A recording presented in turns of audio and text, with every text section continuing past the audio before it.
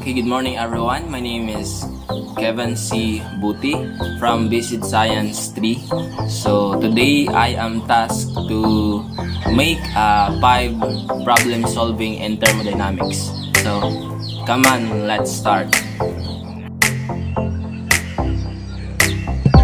So we are now in the first problem solving.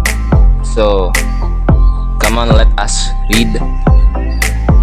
In the middle of the summer, the sun directly heated at 2,500 grams of concrete, increasing the temperature from 35.0 Celsius to 90.0 Celsius. Knowing that the specific heat of concrete is 29.00 times 10 to the power of 2 joule per kilogram Celsius, calculate the heat energy that was absorbed. So, I learned in the thermodynamics that before solving, we must know the given to solve the problem. So M stand for the mass. So in the given, there is a 2,500 grams. So when we convert it to kilogram, the answer will be 2.5 times 10 to the power of negative 1 kilogram. So in specific heat, the specific heat of concrete is 29.00 times 10 to the power of 2 joule per kilogram Celsius. So our initial temperature is 35.0 Celsius and our final temperature is 90.0 Celsius. So let's find out the heat energy. So in finding heat energy, we must use our formula. Q equals M and change temperature. So let's simplify. Equals mass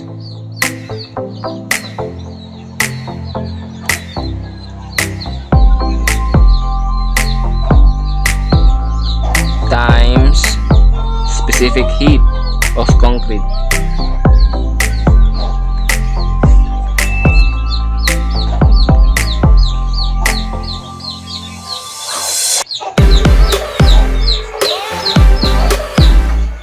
Times final temperature.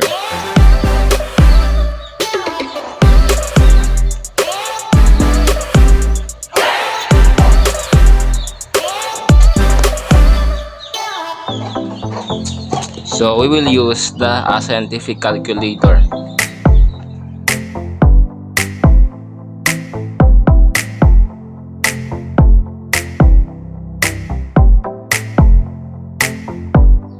So the result of the solution is 39,008.75.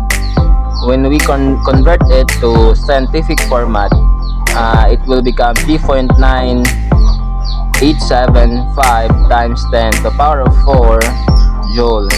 So this is our heat energy that was absorbed. Now, let's proceed to the problem number 2. So, let's read. When Mr. Ikong, a swordsmith, raises the heat of an 550 gram of iron that raises its temperature from 25.0 Celsius to 115 Celsius. Supposedly, the iron has 4.60 times 10 to the power of 2 joule per kilogram Celsius specific heat. How much heat energy is gained? So, like the first problem, we first must know the given. So, M is equals to 550 gram. So, converting to kilogram, it will become 0.55 times 10 to the power of negative 2 kilogram, and a specific heat of iron 4.60 times 10 the power of 2 joule per kilogram Celsius. The initial temperature is 25.0 Celsius. The final temperature is 115 Celsius. And let's find out the heat energy. So, same as the number 1, the formula is Q equals mass, specific heat, and change of temperature. Let's simplify. 0.55 times 10 power of negative 2 gram times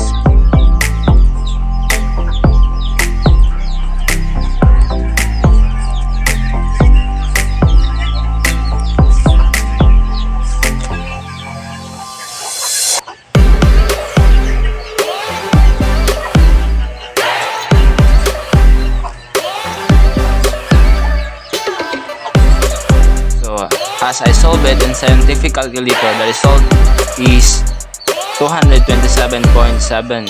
So, in scientific format, it will result to 2.277 times 10 to the power of 2. So, 2.277 times 10 to the power of 2 joule. So, this is the heat energy that is gained.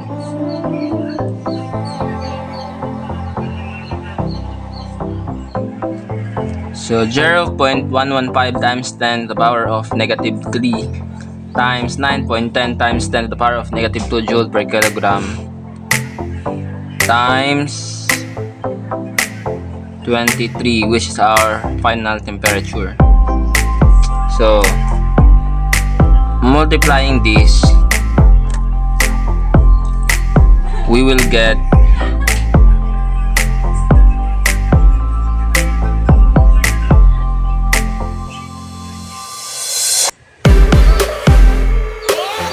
so in multiplying the given, the result is 2.40695 joule.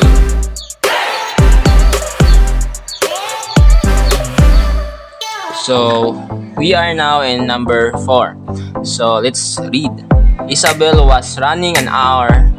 Her 3,500 gram body heated from 36.1 Celsius to 48.5 Celsius. So how much heat is absorbed, as the specific heat is 34.70 times 10 to the power of 2 joule per kilogram. So as same as first, second, and third, the fourth, we must always find the given. So M is 3 point. Converting the 3,500 gram to kilogram, we have 3.5 times 10 negative 1 kilogram.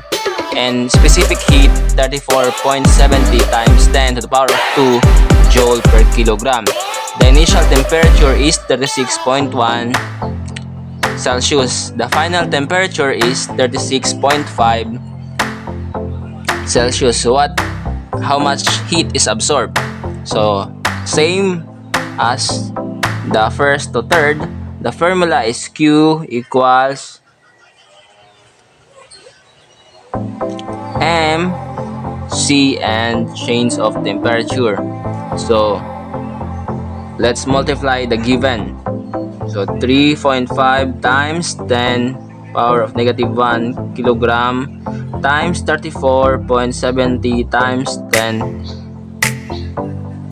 the power of 2 joule per kilogram times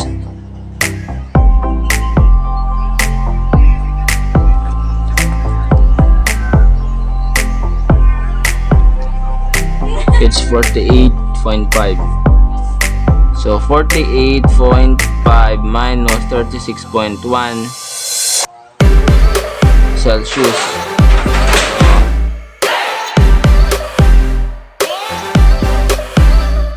Multiplying the given, the result is 15,059.88. So converting it to scientific format, the result is 1.50598 times 10 to the power of 4 joule.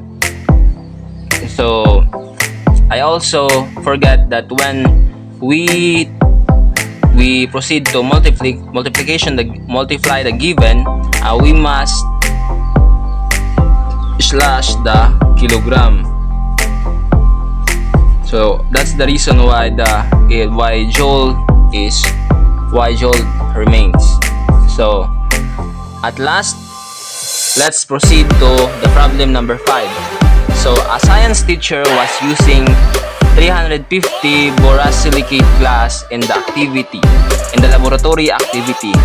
After using the glass, temperature decreases from 95 Celsius to 20.5 Celsius.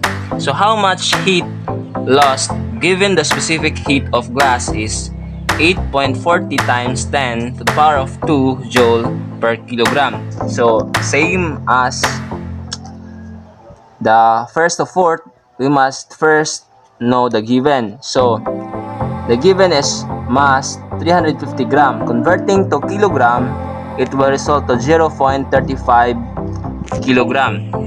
So the specific heat is 8.40 times 10 to the power of 2 joule per kilogram. The initial temperature is 95 Celsius. So the final temperature is 20.5 Celsius. It's the same to the question number 3. It's asking how much heat lost or heat released. So now let's use the same formula. Q equals M, specific heat and change of temperature, equals 0.35 kilogram times 840 times 10 to the power of 2 joule per kilogram times 20.5 Celsius.